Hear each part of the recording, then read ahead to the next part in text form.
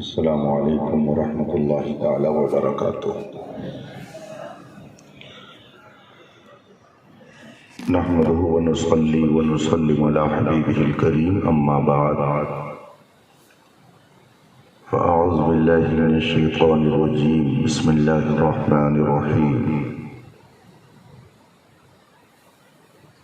ومن یؤت الحکمة فقد اوتی خیرا کثیرا، صدق اللہ العظیم وصدق رسولہ النبی الامین الکریم، ونحن على ذلك لمن الشاہدین والشاکرین، والحمد للہ رب العالمین۔ رسول کائنات، محسن انسانیت، نبی مکرم، شفیع معظم، رحمت عالم، صلی اللہ علیہ وآلہ وسلم کی بارگاہ ناز میں درود و سلام کا نذران عقیدت پیش کریں اور پڑھیں۔ اللہم صلی علی سیدنا و مولانا محمد معدن الجود والکرم وآلہ کرام اجمعین۔ آج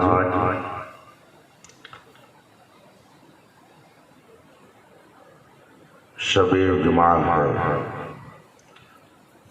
اور ماہ محرم الحرام کی 16ویں تاریخ کا آغاز ہو چکا ہے۔ اسلامی سال کا یہ پہلا مہینہ ہے۔ 1445 ہجری کی ابتدا ہو چکی ہے۔ اللہ تبارک و تعالی اس سال کو پوری دنیا بالخصوص عالم اسلام کے لیے مبارک و مسعود فرمائے۔ آج کی بزم کو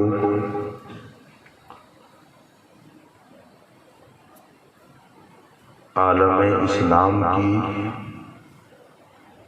ایک عظیم ہستی سے بھی نسبت ہے۔ عمومی درس فقہ کے ساتھ شہزادے اعلیٰ حضرت تاجدار اہل سنت نائب سید المرسلین امام الواصلین قدوۃ العارفین زبدۃ السالکین سیدنا مفتی اعظم ہند مصطفیٰ رضا خان صاحب علیہ رحمت و رضوان کی بارگاہ میں خراج عقیدت بھی پیش کرنی ہے۔ اس طور پر یہ بزم عرس مفتی اعظم ہند اور عمومی درس فقہ پر مشتمل ہے۔ اللہ تبارک و تعالی اس بزم پاک کے برکات اور خیرات و حسنات سے ہم سب کو مالا مال فرمائے۔ سوال و جواب کا سلسلہ اس سے پہلے کی نشست میں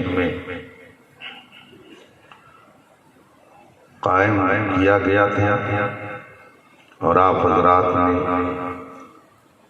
بڑی دلچسپی سے اس میں حصہ لیا، سوالات ہوئے اور ان کے جوابات آپ تک پہنچائے گئے، جس سے آپ کی معلومات میں اضافہ ہوا۔ چونکہ اس محفل کا ایک مقصد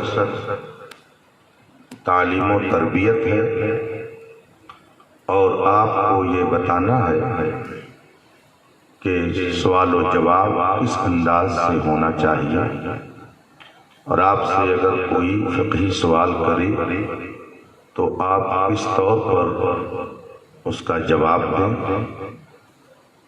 اس لیے یہ صرف سوال و جواب کی محفل نہیں ہے بلکہ تربیت کی بھی یہ بزم ہے، چونکہ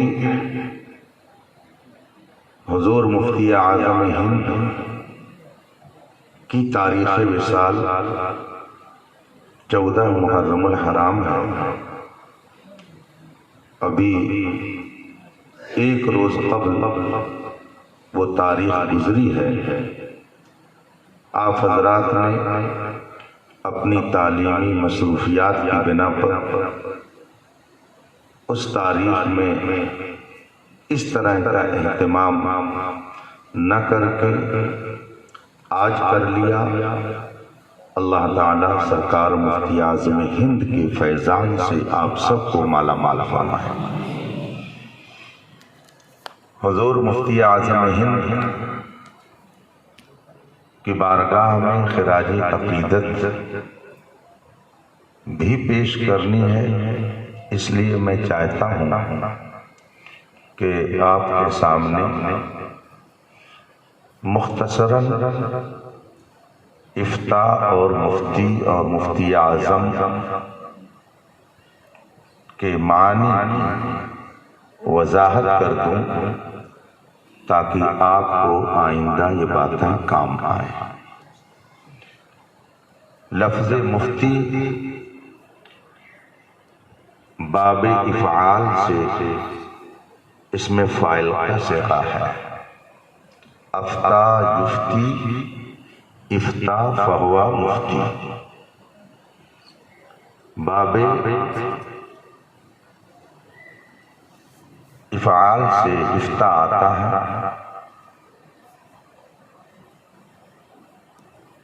افتا یہ بنا ہے لفظ فتویٰ سے، اور لفظ فتویٰ یہ فتن سے بنا ہے جس کا معنی جوان ہوتا ہے، اسی سے افتاء بنا۔ اس میں اس بات کی طرف اشارہ ہے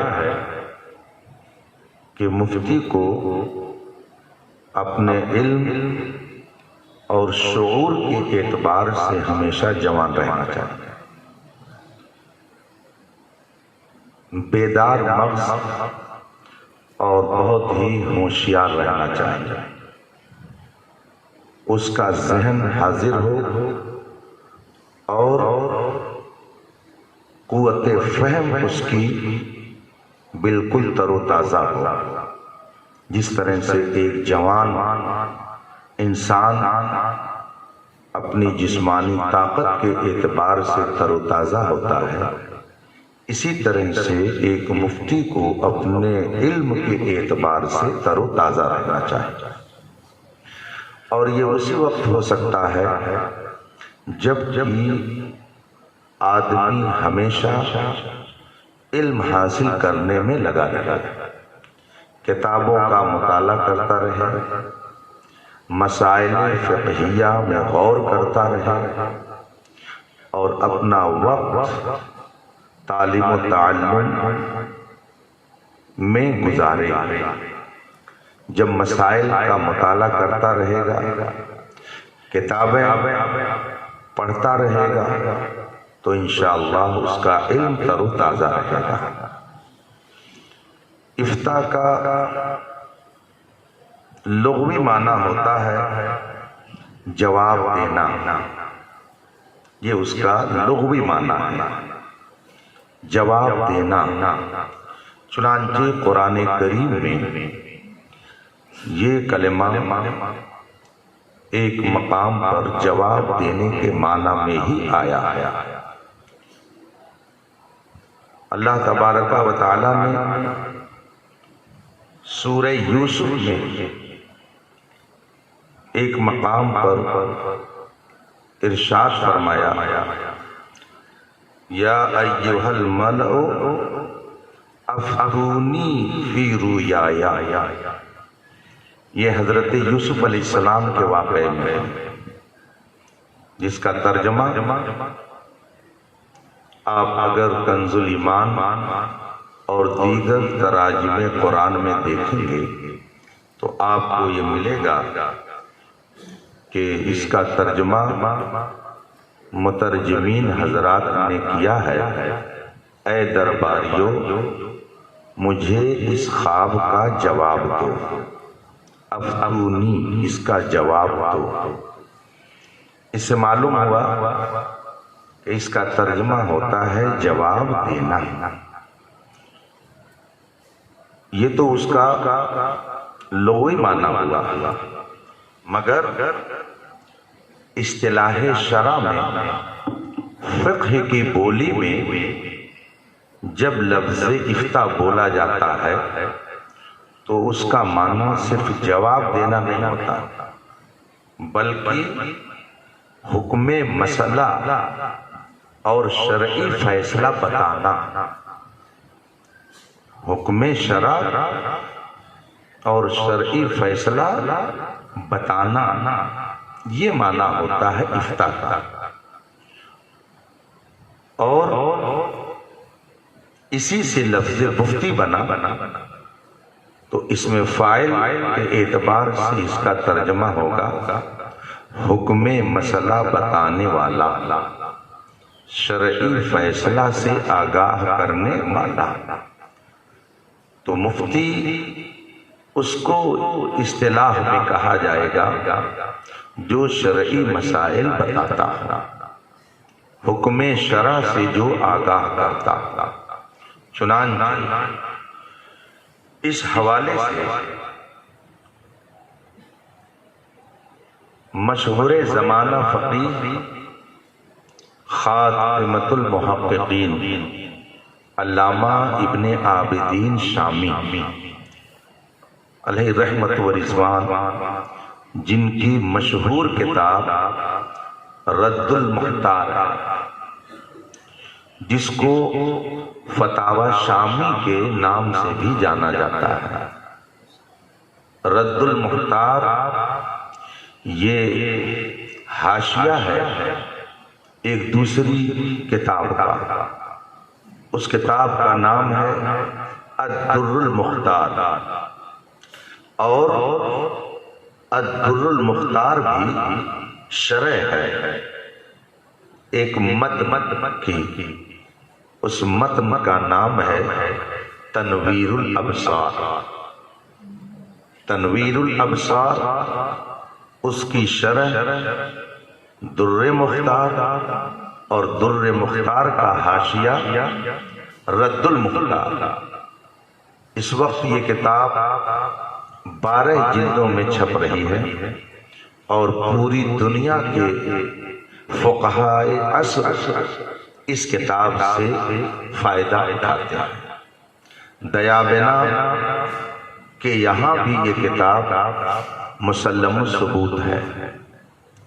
اس حاشیہ رد المختار پر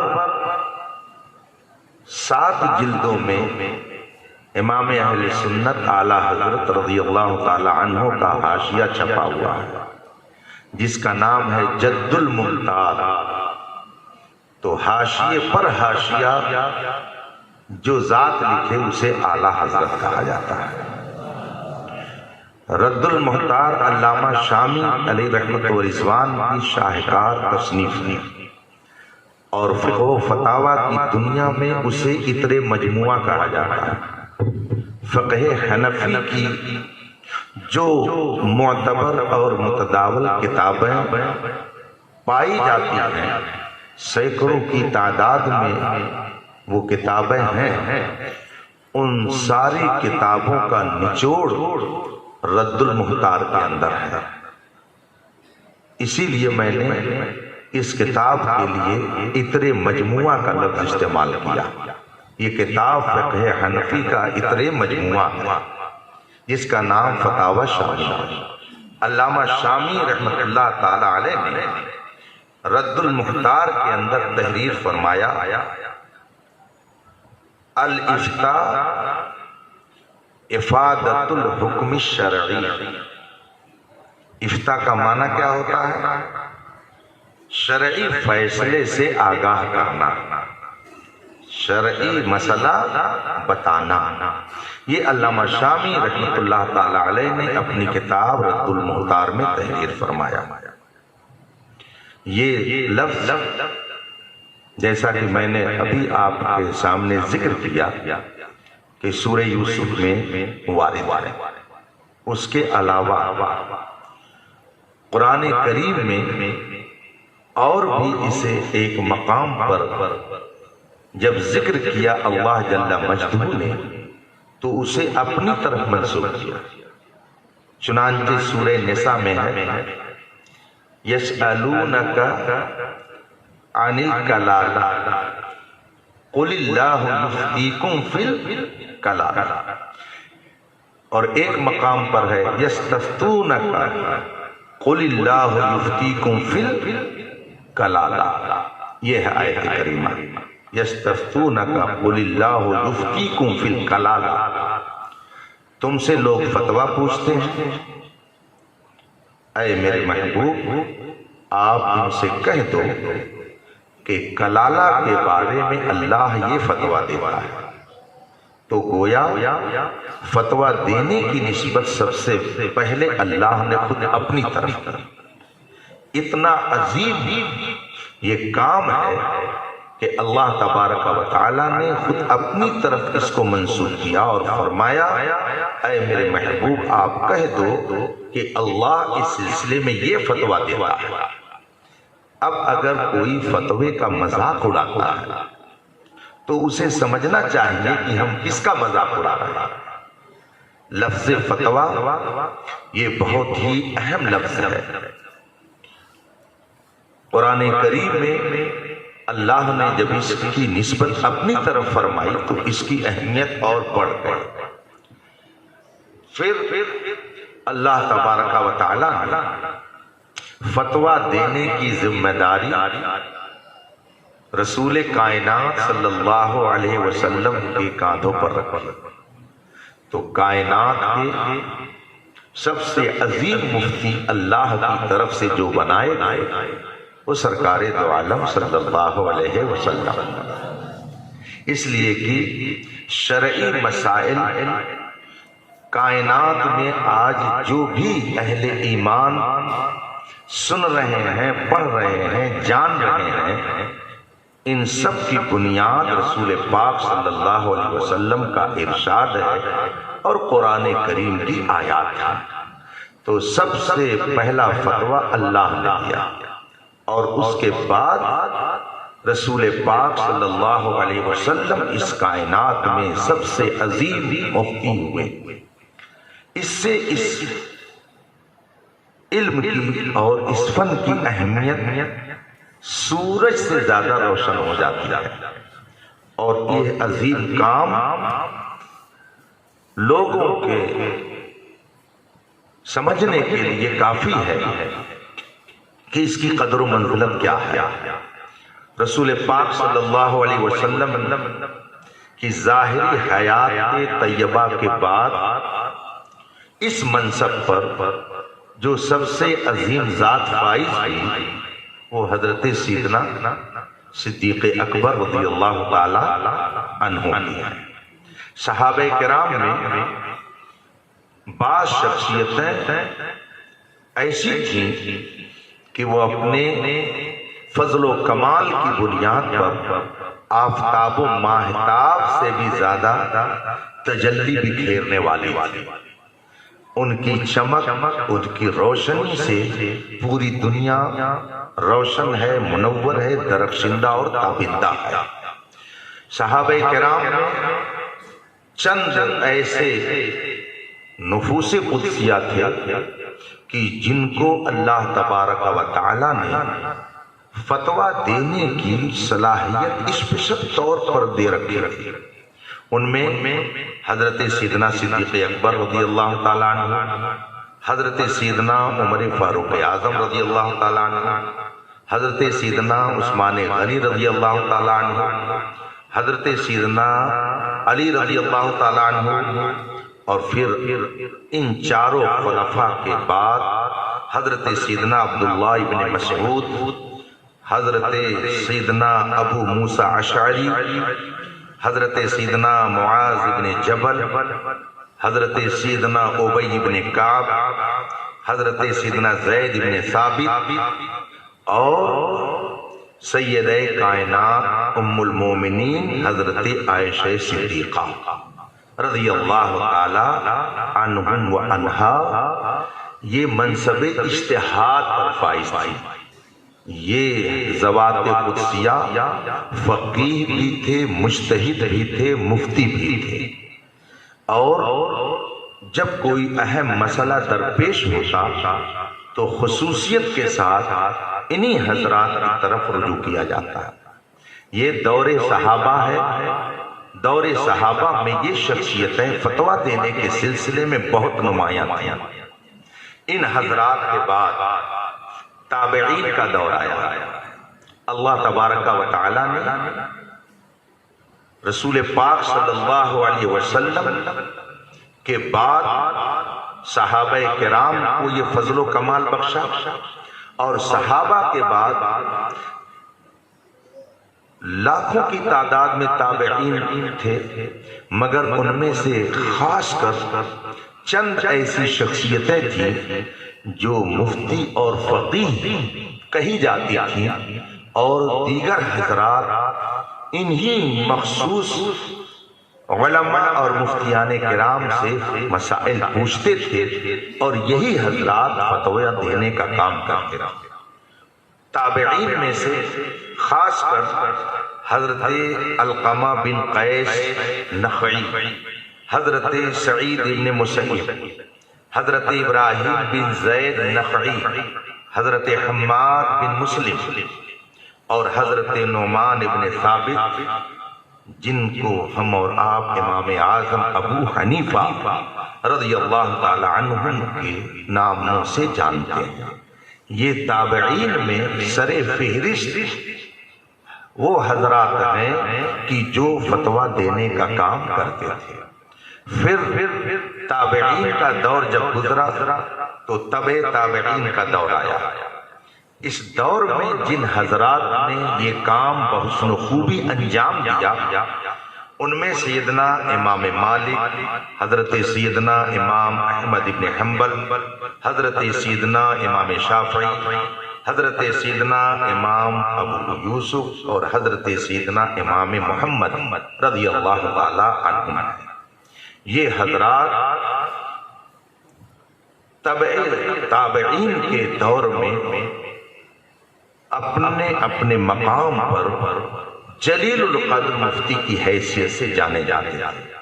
پھر یہ سلسلہ چلتا رہا، اور رسول پاک صلی اللہ علیہ وسلم کا علم فتویٰ جو صحابہ کو ملا، صحابہ سے تابعین کو ملا، تابعین سے تبع تابعین کو ملا، اور پھر یہ نورانی سلسلہ یوں ہی چلتا رہا، اور پھر اللہ تبارک و تعالیٰ کے کرم خاص سے یہ نور بریلی شریف میں پہنچا، اور پھر خانواد اعلیٰ حضرت اس نور میں اس طرح نہانے لگے کہ پوری دنیا میں ان کی فتویٰ نویسی ضرب المثل ہو گئی۔ اور پھر خانواد رضویہ سے جو یہ عظیم الشان کام ہونے لگا، تو حضرت امام العلماء علامہ رضا علی خان صاحب رحمۃ اللہ تعالی علیہ، جو اعلیٰ حضرت کے دادا تھے، جن کا نام مولانا رضا علی صاحب ہے، حضرت علامہ نقی علی خان صاحب جو اعلیٰ حضرت کے والد گرامی ہیں، علامہ رضا علی خان صاحب رحمۃ اللہ تعالی علیہ نے بریلی شریف میں دارالافتہ قائم فرمایا۔ یہ سب سے پہلی وہ شخصیت ہے خانواد اعلیٰ حضرت میں کہ جس نے بریلی شریف میں دارالافتہ قائم فرمایا اور فتویٰ نویسی کا کام شروع کیا۔ پھر آپ کے شہزادے اعلیٰ حضرت کے والد گرامی علامہ نقی علی خان صاحب رحمۃ اللہ تعالی علیہ نے اس کام کو بہت اعلیٰ پیمانے پر انجام دیا اور خود ایسی جید اور زبردست کتابیں تصنیف فرمائی کہ ہندوستان میں اپنے وقت میں اپنی وہ مثال نہیں رکھتے تھے۔ ان کی ایک کتاب الکلام الاوضح فی تفسیر سورہ علم نشرح، سورہ علم نشرح کی آپ نے تفسیر فرمائی ہے اور اس وقت تقریباً 550 صفحے پر وہ کتاب منظر عام پر آئی ہوئی ہے۔ ایک سورہ کی تفسیر 550 صفحات پر مشتمل آپ نے تحریر فرمائی۔ اس سے آپ اندازہ لگا سکتے ہیں کہ علامہ نقی علی صاحب رحمۃ اللہ تعالی علیہ علم کی کس منزل پر تھے۔ اور پھر آپ نے ایک کتاب تصنیف فرمائی جس کا نام ہے اصول الرشاد لقمع مبانی الفساد، کتاب کا نام ہے۔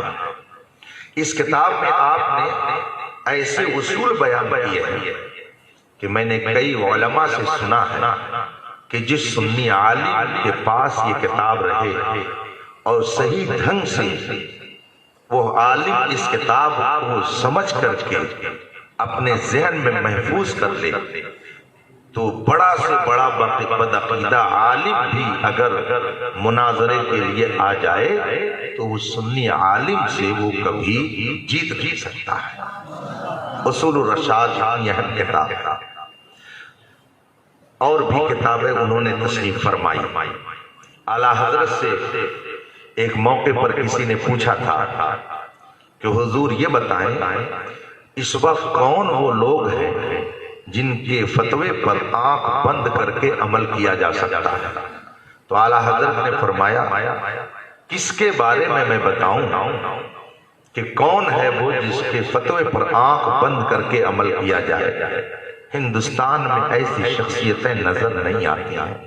ہاں، اللہ کے کرم سے ابھی بھی 2 شخصیتیں ہندوستان میں موجود ہیں کہ جن کے بارے میں یہ کہہ سکتا ہوں کہ ان کے فتاوی قابل اعتماد ہیں۔ ان میں سے ایک نام تاج الفہول علامہ عبد القادر بدایونی رحمۃ اللہ تعالی علیہ کا ہے۔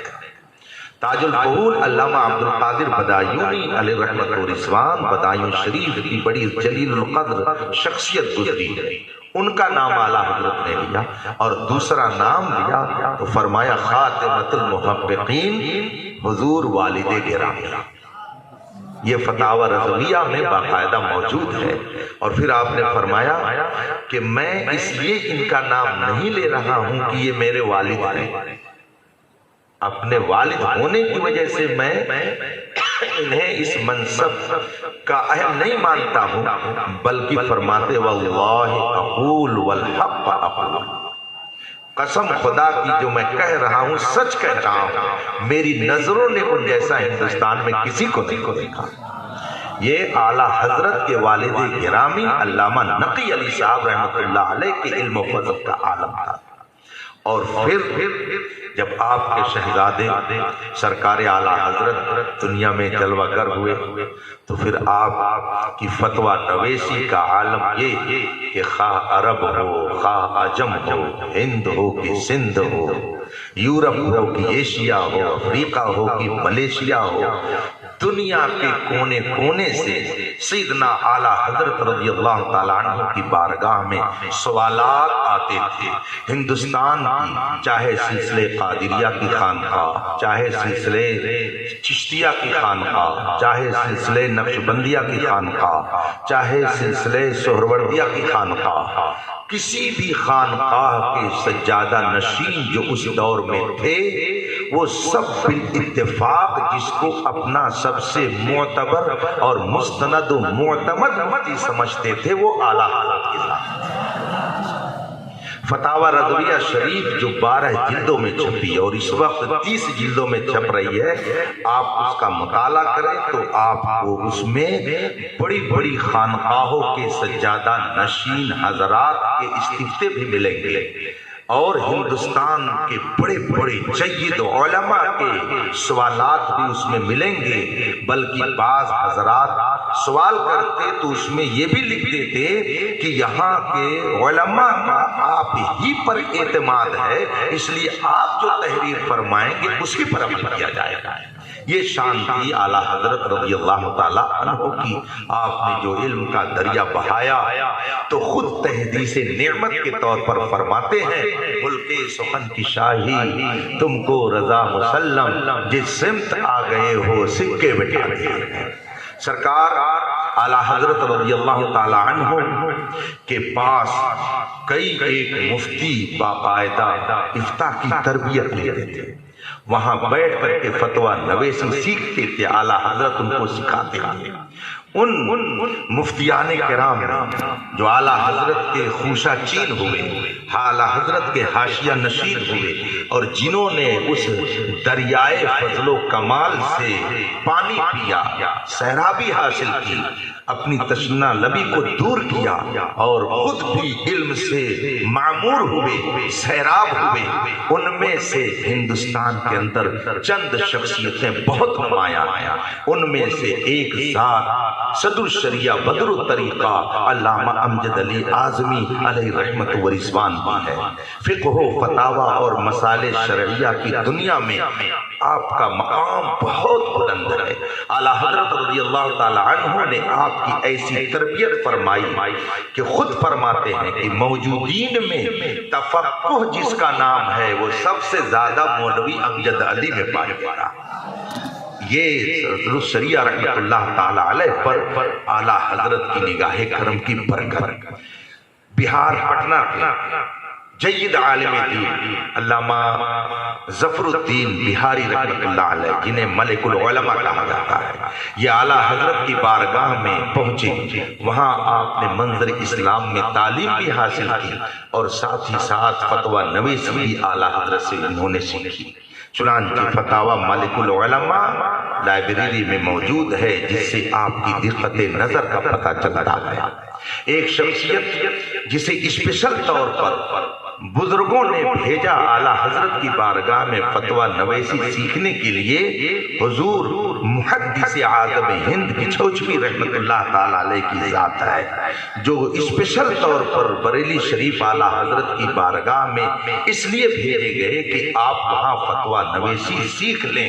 چنانچہ حضور محدث اعظم ہند فرماتے ہیں کہ جب میں وہاں پہنچا تو مجھے تو ایک سمندر نظر آیا علم کا، اور ایسا لگا کہ ہم لوگ ابھی ساحل پر ہیں۔ یہ علم کا سمندر ہے جسے امام احمد رضا کہا جاتا ہے۔ ایک شخصیت ان خوشہ چینوں میں سے شرب شعر سنت علامہ حشمت علی خان صاحب رحمت اللہ تعالی علیہ کی تھی، جنہوں نے فتویٰ نویسی سیکھی، مناظرہ کرنے کا ہنر سیکھا۔ آپ کی کتاب بھی فتاوی حشمتیہ لائبریری میں موجود ہے۔ صدر الشریعہ کی کتاب فتاوی امجدیہ 4 جلدوں میں موجود ہے۔ یہ سب اعلیٰ حضرت کے خوشہ چین اور آپ کی بارگاہ سے فیض لینے والوں میں نے یہ ان حضرات کا نام لیا جو ہندوستان کے مختلف خطوں سے فتویٰ نویسی سیکھنے کے لیے اعلیٰ حضرت کی بارگاہ میں پہنچے۔ خود اعلیٰ حضرت کے بڑے شہزادے حجت الاسلام علامہ حامد رضا خان صاحب رحمت اللہ تعالی علیہ بھی اپنے وقت کے شاندار فقیہ، شاندار مفتی، بہترین عربی ادیب اور شاندار عالم دین تھے۔ حجت الاسلام ان کو خطاب دیا تھا علماء کرام، اور دوسرے شہزادے اعلیٰ حضرت کے فتویٰ نویسی میں اس منزل پر پہنچے کہ ان کے فتوے کا اعتماد صرف ہندوستان ہی کو حاصل نہیں بلکہ پوری دنیا میں سرکار مفتی اعظم ہند کے فتاوی کو عظمت و قدر کی نگاہ سے دیکھا جاتا تھا، اور لفظ مفتی اعظم ہند آپ کے لیے اس طرح سے خاص ہو گیا کہ جب کوئی کسی خانقاہ، کسی درسگاہ اور کسی محفل و مجلس میں یہ کہتا کہ حضور مفتی اعظم ہند نے فرمایا ہے تو ذہن کسی اور کی طرف نہیں جاتا تو اعلیٰ حضرت کے چھوٹے شہزادے مصطفیٰ رضا خان کی طرف جاتا۔ حضور مفتی اعظم ہند رضی اللہ تعالیٰ عنہ کے فتاوی کا مجموعہ فتاوی مفتی اعظم کے نام سے 6 جلدوں میں اس وقت موجود ہے، اور ایک جلد شاندار طریقے سے ترتیب دی تھی فقیہ ملت مفتی جلال الدین احمد امجدی علیہ رحمت و رضوان نے سرکار مفتی اعظم ہند کے فتاوی کے اس مجموعے کا نام فتاوی مصطفیہ۔ اور پھر سرکار مفتی اعظم ہند جب دنیا سے تشریف لے جانے لگے تو آپ نے فتویٰ نویسی کی تربیت جس ذات کو دی اسے دنیا تاج الشریعہ کہتی ہے۔ آپ کے فتاویٰ اس وقت 10 جلدوں میں دستیاب ہیں جس کا نام ہے فتاویٰ تاج الشریعہ۔ یہ 10 جلدوں میں اس وقت دنیا بھر میں قابل قدر مانا جاتا ہے، اور لوگ نگاہوں سے اس کو قدر کی نگاہوں سے دیکھ رہے ہیں اور اسے فیض پا رہے ہیں۔ حضور تاج الشریعہ کی فتویٰ نویسی اور آپ کے تفقہ فی الدین کے سلسلے میں مجھے بتانے کی ضرورت نہیں ہے، اس لیے کہ آپ سب لوگ اچھی طرح سے جانتے ہیں۔ انہی بزرگوں کی خوشہ چینی ہم لوگ بھی کر رہے ہیں، اور ہم لوگوں کو جو کچھ مل رہا ہے وہ انہی بزرگوں کے فیض و برکات ہیں جو ہم لوگ لے کر کے اور آپ تک پہنچانے کی کوشش کر رہے ہیں۔ ایک ذات اس وقت ایسی بچی ہوئی ہے کہ جس نے حضور صدر الافاضل، حضور حجت الاسلام، ملک العلماء علامہ ظفر الدین بہاری، مبلغ اسلام علامہ عبدالعلی میرٹھی، شرب شیر سنت مولانا حشمت علی علیہ رحمت و رضوان بیتی، صدر الشریعہ علامہ امجد علی اعظمی، محدث اعظم ہند کی چھوچھوی، اور بے شمار اکابر کی فیض و برکات کا مجموعہ اس وقت صرف ایک ذات ہندوستان میں موجود ہے جسے محدث کبیر کہا جاتا ہے۔ اللہ ان کا سایہ دراز فرمائے اور ان کے فیضان سے ہم سب کو مالا مال فرمائے۔ آج بھی مجھے کسی مسئلے میں اگر دشواری پیش آتی ہے تو میں حضور محدث کبیر کی طرف ہی رجوع کرتا ہوں اور آپ ہی سے عرض کرتا ہوں حضور یہ مسئلہ ہے اور سمجھ میں نہیں آ رہا ہے، اس کا کیا جواب ہوگا؟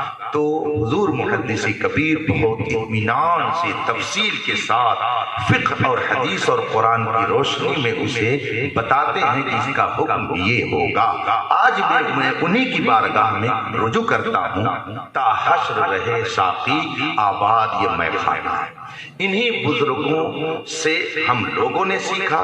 میرے استاد گرامی بالخصوص حضرت علامہ عبداللہ خان صاحب رحمۃ اللہ علیہ نے مجھے علم تفسیر کی طرف راغب کیا، اور اسپیشل طور پر انہوں نے مجھے علم تفسیر میں پڑھایا، اور دوسرے خاص استاد امام العلماء حضور مفتی شبیر حسن رضوی علیہ رحمت و رضوان ہیں کہ جنہوں نے مجھے معقولات اور منقولات دونوں طرح کے علم سے فیض یاب فرمایا۔ ان بزرگوں کی امانتیں ہم یہ چاہتے ہیں کہ آپ تک پہنچیں اور آپ کے ذریعہ پھر آپ کے بعد والوں تک پہنچے، اور یہ سلسلہ قیامت تک یوں ہی چلتا رہے۔ اسی نظریے سے آپ حضرات کا یہ وقت دیا جاتا ہے۔ سرکار مفتی اعظم ہند رضی اللہ تعالی عنہ نے اپنے دور حیات میں فتویٰ نویسی فرمائی، اور کوئی ایسا فتویٰ آپ نے نہیں تحریر فرمایا کہ جس سے آپ کو رجوع کرنا پڑے، اور کوئی ایسا فتویٰ نہیں کہ جس پر علماء نے انکار کر دیا ہو اور کہا کہ نہیں ہم نہیں مانیں گے۔ بلکہ مجھے یاد آتا ہے حضور محدث اعظم ہند کی چھوچھوی نور اللہ مرقدہ نے ایک موقع پر فرمایا آپ کے سلسلے میں کہ ھذا حکم العالم المطاع وما علینا الا الاتباع۔ لاؤڈ اسپیکر سے نماز ہوگی کہ نہیں ہوگی، اس مسئلے پر سرکار مفتی اعظم ہند نے جو فتویٰ تحریر فرمایا، اس فتوے پر حضور محدث اعظم ہند نے جب دستخط کیا تو یہ بھی تحریر فرمایا ھذا حکم العالم المطاع، یہ اس عالم کا حکم ہے جس کی اطاعت کی جاتی ہے، اور ان کی اطاعت ہم سب پر واجب ہے۔ یہ ارشاد فرمایا حضور محدث اعظم ہند رحمت اللہ تعالی علیہ نے. اسی سے آپ سرکار مفتی اعظم ہند کے فضل و کمال کا اندازہ لگا سکتے ہیں. اللہ تبارک و تعالی سرکار مفتی اعظم ہند کی فیض و برکات سے ہم سب کو مالا مال فرمائے. اب کچھ دیر سوال و جواب کا سلسلہ قائم ہونا چاہیے. مجھے ابھی خلیل آباد اپنے محلے میں خطاب کرنے کے لیے جانا ہے. وہاں بچوں نے آج ذکر شہادت کا پروگرام رکھا ہے، مگر طلبہ کی خواہش ہوئی کہ یہ پروگرام آج ہو جانا چاہیے، تو میں نے آپ حضرات کے لیے اپنا بھی قیمتی وقت نکال دیا. مجھے دعویٰ نہیں، تنہا نباہی دوستی میں نے محبت کو سنبھالا ہے، کبھی تم نے کبھی ہم نے.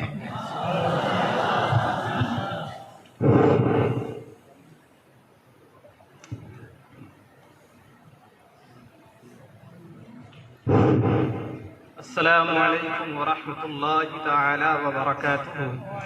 وعلیکم السلام ورحمۃ اللہ تعالی وبرکاتہ.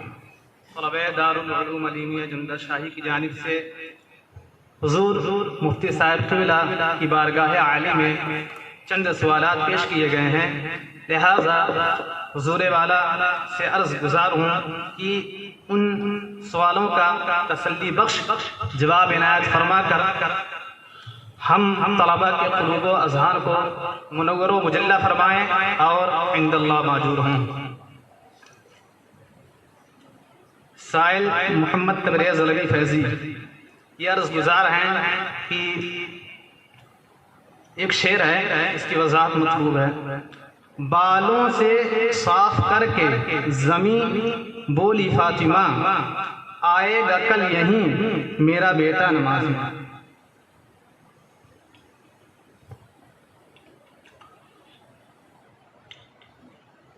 بسم اللہ الرحمن الرحیم.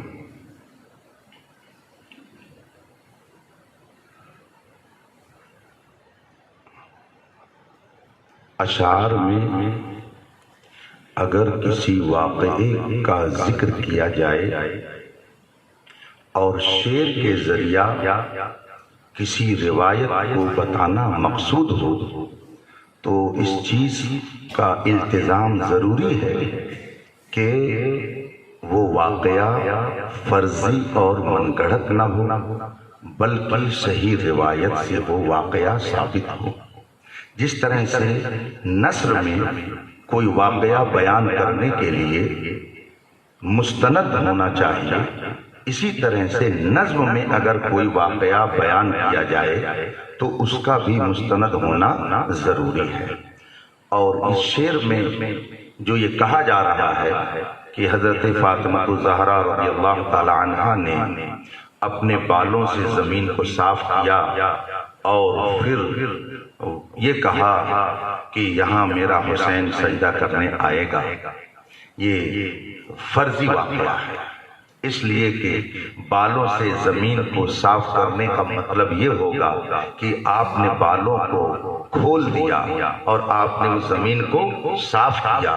جبکہ اعلیٰ حضرت رضی اللہ تعالی عنہ نے کیا فرمایا؟ جن کے نہ دیکھا مہو ماہ نے، شعر نہیں سنا اپنا، جن کا آنچل نہ دیکھا مہو ماہ نے، اس ردائے نزاہت پہ لاکھوں سلام. یہ اعلیٰ حضرت کا شعر، یعنی آپ پردے کا اس قدر اہتمام فرماتی تھی. اعلیٰ حضرت فرماتے ہیں کہ آپ کے آنچل کو، آپ کے دوپٹے کو، آپ کے دامن کرم کو چاند و سورج نے بھی نہیں دیکھا، چھ جائے کہ کوئی اور دیکھے.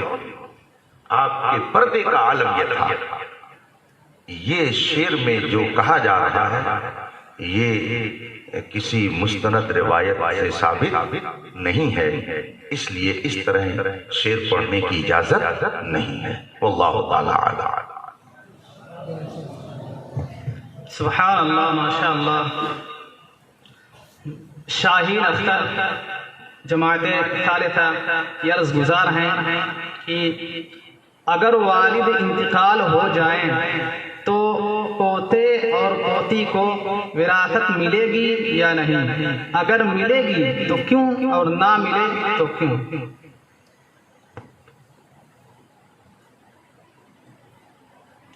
بسم اللہ الرحمن الرحیم۔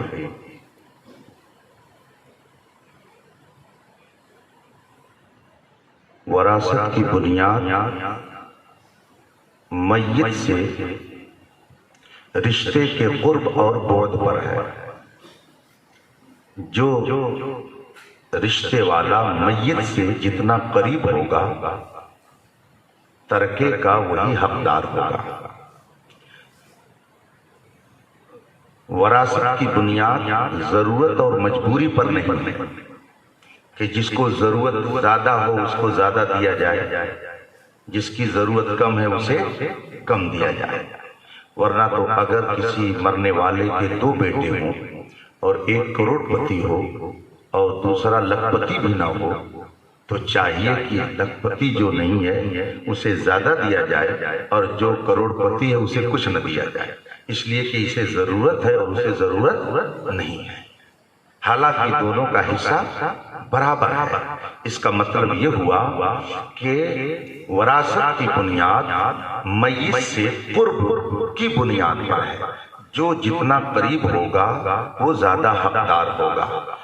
میت سے زیادہ قریبی رشتہ بیٹے کا ہے اور بیٹے کے بعد پھر پوتے کا ہے، لہذا بیٹوں کی موجودگی میں پوتوں کا حصہ نہیں ہوتا ہے، چونکہ پوتا دور ہو گئے اور بیٹے قریب ہیں، اور وراثت کا مسئلہ، ترکے کا مسئلہ ضرورت کی بنیاد پر نہیں ہے بلکہ رشتے کے قرب کی بنیاد پر ہے، تو جو زیادہ قریب ہوگا وہ زیادہ حقدار ہوگا، اس لیے بیٹوں کی موجودگی میں پوتوں کا حصہ نہیں ہوتا ہے۔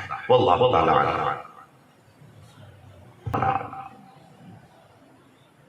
ماشاء اللہ، سبحان اللہ، سبحان اللہ۔ حضور مفتی صاحب قبلہ کی بارگاہ میں سوال ہے کہ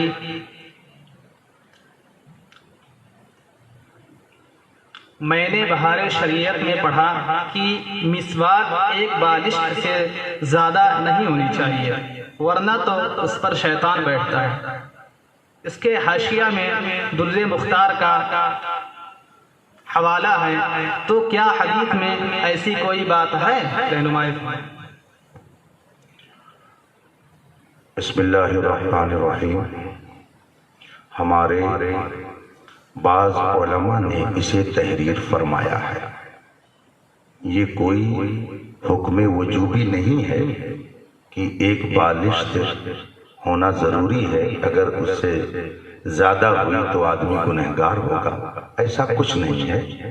ایک ترغیبی حکم ہے یہ، اور اسے ارشادی حکم کہا جاتا ہے۔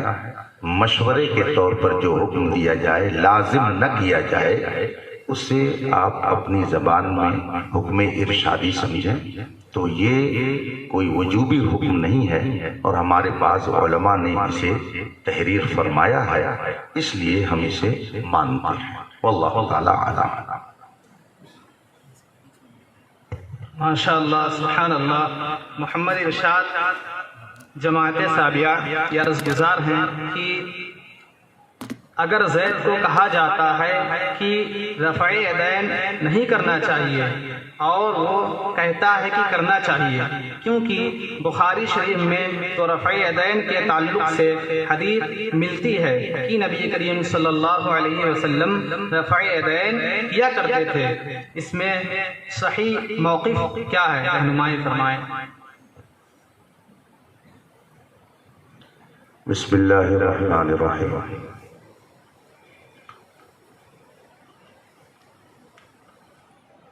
یہ مسئلہ بہت مارکت الآراء ہے، اور اس مسئلے پر بہت سارے رسالے، بہت ساری کتابیں، بہت سارے فتاوی موجود ہیں۔ ہم احناف کے نزدیک نماز میں صرف تکبیر تحریمہ کہتے وقت ہاتھوں کو کانوں تک لے جایا جائے گا، اسی کو رفع یدین کہتے ہیں، دونوں ہاتھوں کو اٹھانا۔ تکبیر تحریمہ کے وقت ہاتھوں کو اٹھایا جائے گا، اس کے بعد احناف کے نزدیک ہاتھ اٹھانے کا حکم نہیں۔ حضرت امام شافعی رضی اللہ تعالی عنہ اور دیگر حضرات کہتے ہیں کہ رفع یدین صرف تکبیر تحریمہ کے وقت ہی نہیں، بلکہ جب رکوع میں جائے، رکوع سے اٹھے، سجدے سے اٹھے، تو ان حالتوں میں بھی ہاتھوں کو کانوں تک لے جائے گا۔ تو اختلاف تکبیر تحریمہ کے وقت رفع یدین میں نہیں ہے، بعد میں نماز کے اندر ہاتھ اٹھانے میں اختلاف ہے۔ ہم حنفیوں کے نزدیک درست نہیں ہے، خلاف سنت ہے، اور بعض حضرات کے نزدیک وہ سنت ہے، چونکہ اس سلسلے میں روایتیں دونوں طرح کی ملتی ہیں کہ اللہ کے رسول صلی اللہ علیہ وآلہ وسلم نے رفع یدین نماز میں متعدد بار کیا۔ تو جن حضرات کے نزدیک وہ حدیثیں معیار پر اتر رہی ہیں، انہوں نے اس کے مطابق حکم دیا۔ ہم احناف کے نزدیک وہ حدیثیں جن میں نماز کے اندر متعدد بار رفع یدین کا حکم ہے، ان حدیثوں کے مقابل دوسری اس سے عظیم روایت موجود ہے، جس کی بنیاد پر امام اعظم نے فرمایا کہ رفع یدین صرف تکبیر تحریمہ کے وقت کیا جائے گا، دوسرے اور وقتوں میں رفع یدین کا حکم نہیں ہے، اور یہی صحیح ہے۔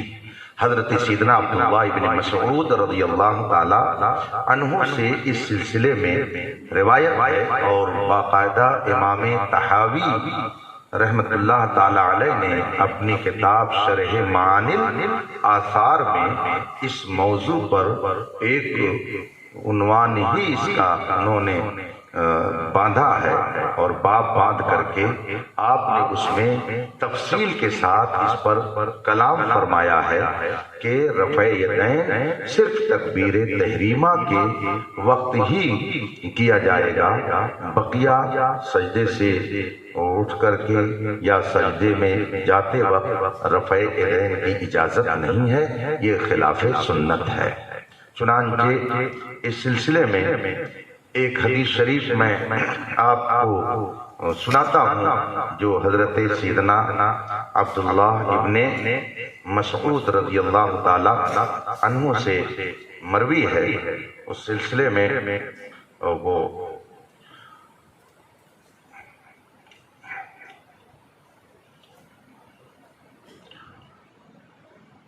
فرماتے ہیں کہ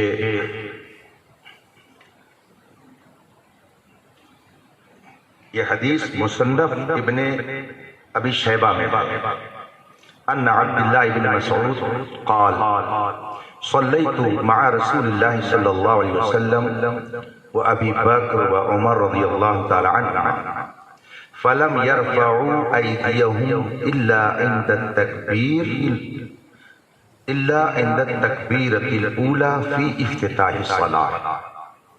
یہ حدیث شریف ہے، یعنی حضرت عبداللہ ابن مسعود رضی اللہ تعالیٰ عنہ سے مروی ہے، انہوں نے فرمایا کہ میں نے حضور صلی اللہ علیہ وسلم اور حضرت ابو بکر اور حضرت عمر رضی اللہ تعالیٰ عنہما کے ساتھ نماز پڑھی، ان حضرات نے شروع نماز یعنی تکبیر تحریمہ کے وقت کے علاوہ رفع یدین نہیں کیا۔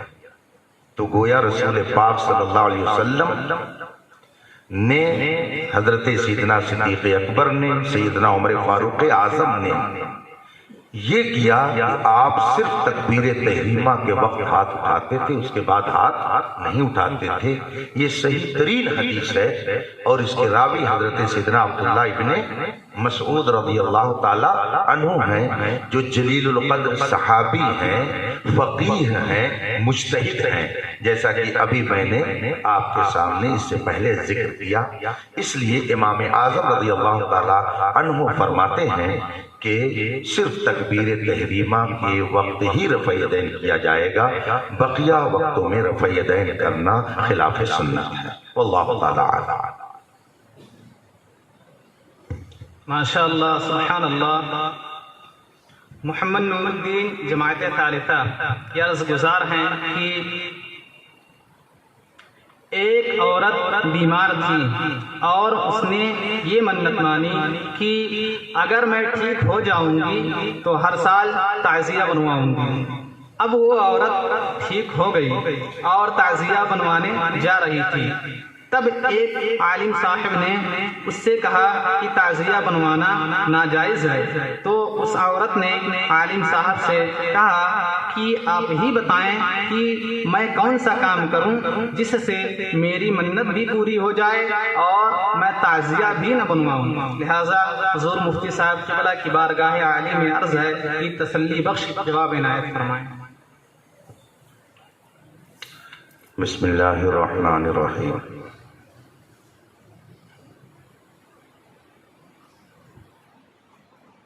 اس طرح کی نظر ماننی ناجائز ہے۔